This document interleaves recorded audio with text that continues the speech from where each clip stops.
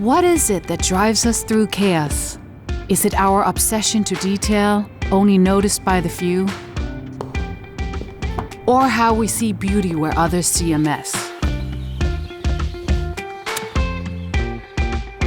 Is it that we embrace every facet of our lives?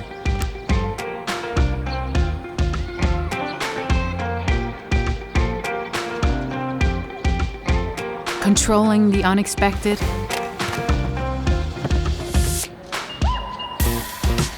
And always being ready for adventure? Or that we envision the finish line as just another starting line? Is it because we find our own path?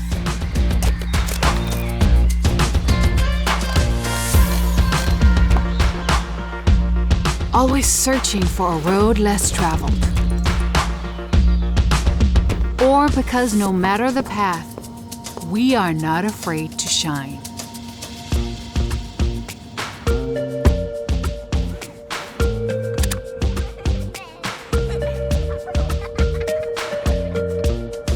Maybe it's because we know the smiles behind are as meaningful as the road ahead.